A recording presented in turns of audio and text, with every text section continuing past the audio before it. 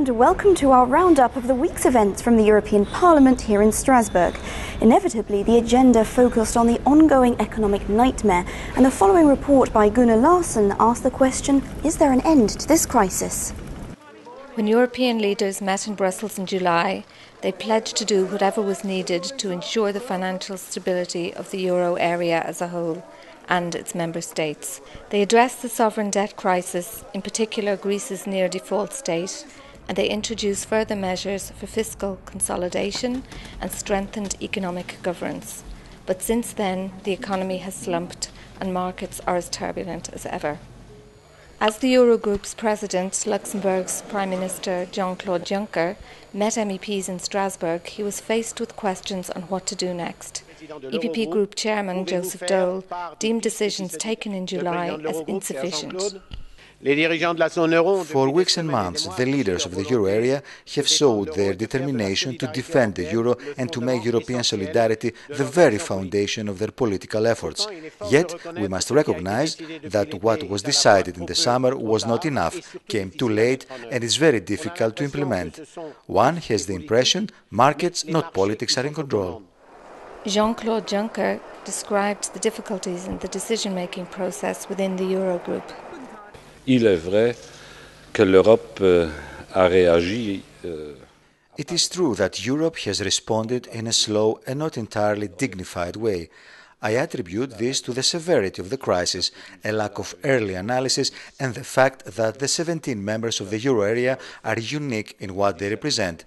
At heads of state and government and finance ministers level, 17 democracies are represented, consisting of at least 50 political parties.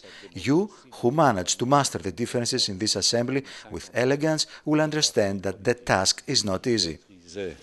Avec élégance les différents jeux et enjeux de cette assemblée, vous comprendrez aisément que la tâche n'est pas facile. Like Joseph Daul, Juncker would like to see more of EU institutions cooperating in Europe's response to the crisis, rather than intergovernmental decision-making. I think we will have to focus on translating the decision made by heads of state and government of the euro area on 21st July into reality and practice them. But I think we will also have to look beyond what was agreed on 21st July. As Prime Minister of Luxembourg, which I am, I prefer the community method by far to the intergovernmental method which has been practiced in recent years. The next day's debate on the State of the Union was in the end a follow-up to the previous debate, as the President of the Commission and leaders of political groups in Parliament elaborated their proposals for the future.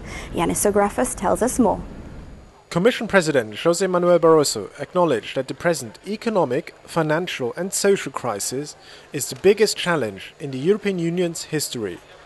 While he defended his proposal to introduce a European financial tax that was adopted by the Commission this week and praised the long-term advantages of Eurobonds, Mr. Barroso rejected de facto the idea of creating a separate post of finance minister for the Eurozone. It was an illusion to think that we could have a common currency and a single market with national approaches to economic and budgetary policy.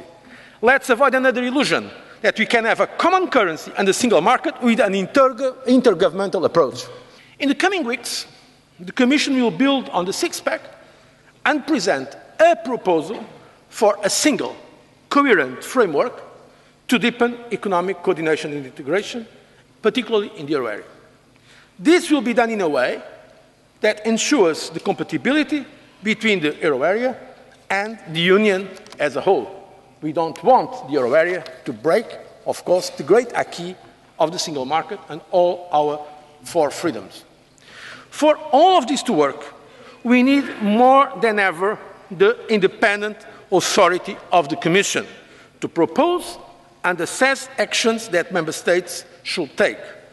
Governments, let's be frank, cannot do this by themselves, nor can this be done by negotiations between governments. Indeed, within the community competences, the Commission is the economic government of the Union. We certainly don't need more institutions for this. In the chamber, Mr. Barroso found many allies among the leaders of the political groups, especially the chairman of the EPP Group, the largest in Parliament, José Daul, who emphasized that the Commission is the economic government of the Union. The reforms put forward in recent months by the EU member states and the Eurozone countries in particular are on the right track, but they are clearly insufficient, late and poorly, or sometimes not at all, explained. They stem from an intergovernmental approach, which we see clearly is paralyzing Europe. And as you said, the national approach, ladies and gentlemen, must make way for a European approach. And I understand, in times of crisis, that we tend to shut ourselves off from the rest of the world. But no, we have to get out there and look for the community method. The European approach is not 2 or 3 or 4 presidents sending different messages, but just one quick and unique exit strategy. President of the Commission, you are the chief executive of the economic government. The President of the Commission reiterated that Greece will remain a member of the Euro, despite its debt crisis, and that the Union's member states will continue to show solidarity to Athens. Then the European Parliament took a quantum leap towards real economic governance by adopting 6 legislative proposals.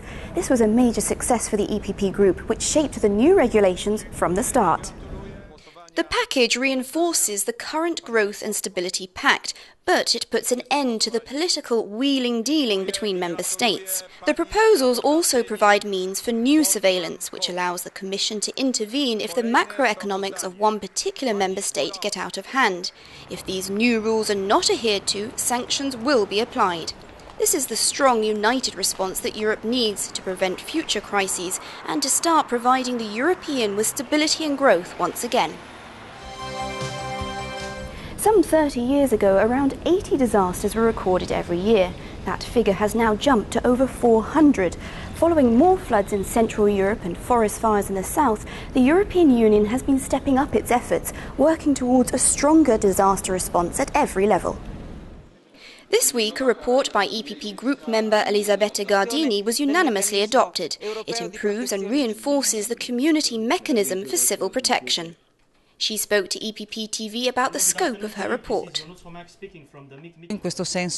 To achieve this, a single operational centre will be created. It will be active 24 hours a day, 7 days a week, and will pool the resources of the existing crisis centres.